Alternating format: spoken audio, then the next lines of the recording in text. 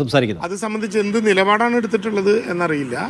അക്കാര്യത്തിൽ ഞാൻ പറഞ്ഞത് ഏതെങ്കിലും വിധത്തിലുള്ള ഒരു ഉദ്യോഗസ്ഥനെതിരായിട്ടോ ഒരാൾക്കെതിരായിട്ടുള്ള നടപടിയെക്കുറിച്ചല്ല, അവിടെ ഉണ്ടായ സംഭവങ്ങളെ കുറിച്ചിട്ടുള്ള കൃത്യമായിട്ടുള്ള എൻ്റെ ബോധ്യത്തിനനുസരിച്ചിട്ടുള്ള വിവരങ്ങൾ അവിടെ അറിയിച്ചിട്ടുണ്ട്.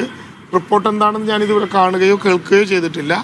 ആ വിവരം അറിഞ്ഞതിന് ശേഷം തുടർന്ന് പ്രതികരിക്കുകയും ചെയ്യും. സർക്കാർ നിരന്തരം പ്രതിസന്ധിയിലായി. ശബരിമലയിൽ ട്രാക്ടറിൽ ആർക്കും കയറാൻ അനുവാദമില്ല. പക്ഷെ അദ്ദേഹം വീണ്ടും അങ്ങനെ ഒരു നിയമലംഘനം കൂടി നടത്തിയിരിക്കുകയാണ്. ഇന്ന ഉദ്യോഗസ്ഥനാണ്. അത്തരം ഒരു നടപടികൾ സർക്കാരിൻ്റെയും വകുപ്പിൻ്റെയും മുമ്പിലുള്ളൊരു കാര്യത്തെക്കുറിച്ച് മന്ത്രി ഒരു അഭിപ്രായം പറയേണ്ട ഘട്ടമില്ല. അതുകൊണ്ടാണ് ഞാൻ പറഞ്ഞത് ഈ വിഷയങ്ങളെ സംബന്ധിച്ച് ആഭ്യന്തര സെക്രട്ടറി പുറത്തുവിട്ടു അല്ലെങ്കിൽ എടുത്തു എഴുതി എന്നൊക്കെ പറയുന്ന റിപ്പോർട്ടുകളെ കുറിച്ച് ഉൾപ്പെടെ കേട്ടറിവ് മാത്രമേ എൻ്റെ മുമ്പിലുള്ളൂ.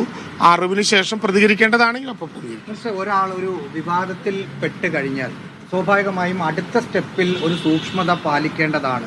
പക്ഷേ ഇപ്പോൾ അജിത് കുമാർ ഇപ്പോൾ നേരത്തെ ചോദിച്ച പോലെ വീണ്ടും ശബരിമലയിൽ ട്രാക്ടറിൽ പോയിരിക്കുന്നു എന്നൊക്കെ പറയുമ്പോൾ, കാരണം അതിനകത്തൊരു പ്രശ്നം എന്ന് പറഞ്ഞാൽ പൊതുസമൂഹത്തിന് മുമ്പിൽ തെറ്റായ രീതി കൈകാര്യം ചെയ്ത ഒരാളെന്ന നിലയിൽ നിൽക്കുന്ന ഒരാളാണ്. വീണ്ടും വീണ്ടും അദ്ദേഹം അതിന് മുതിരുന്നു എന്നതൊരു പ്രശ്നമല്ലേ?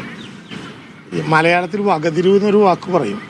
അത് ഓരോരുത്തരും ഉണ്ടാക്കിയെടുക്കേണ്ട ശീലങ്ങളാണ്. അത് പ്രത്യേകമായിട്ട് ഏതെങ്കിലും ട്യൂട്ടോറിയലിൽ നിന്നോ യൂണിവേഴ്സിറ്റിയിൽ നിന്നോ പഠിപ്പിക്കുന്നതല്ല. ഓരോരുത്തരുടെയും ശൈലി സ്വഭാവം അനുസരിച്ചിരിക്കും. വിവരങ്ങൾ വരുമ്പോഴാണ് നമ്മൾ നോക്കുക.